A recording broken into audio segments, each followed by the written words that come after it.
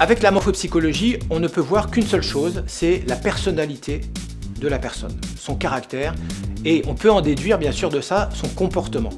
La personnalité, c'est quoi? C'est un programme en fait, comme un programme informatique. Et ce programme, en fait, il régit nos réactions, nos décisions et notre attitude vis-à-vis de l'environnement. Autrement dit, dans telle situation, nous réagissons toujours de telle façon.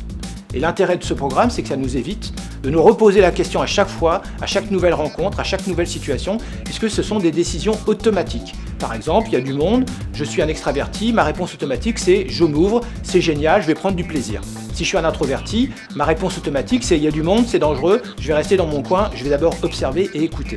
Donc voilà le genre de choses qu'on peut immédiatement détecter avec la morphopsychologie, la personnalité, les traits de caractère et aussi, ça c'est un sujet de recherche que j'ai mené pendant 20 ans, les besoins de la personne. Les besoins, ça fait partie du programme, c'est la partie dynamique de la personnalité. Qu'est-ce qui motive la personne?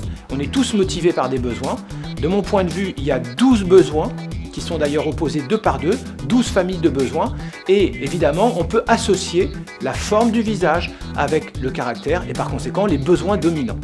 Par conséquent, quand vous avez quelqu'un en face de vous, avec un peu de pratique, vous pouvez déterminer quel est ou quels sont son ou ses besoins dominants et du coup y répondre, et du coup répondre à ses besoins et pas seulement à ses désirs ou à ses attentes ou à son discours. Et ça permet évidemment d'avoir des relations beaucoup plus faciles, beaucoup plus fluides, beaucoup plus agréables, beaucoup plus, j'ai envie de dire, fructueuses d'un côté comme de l'autre.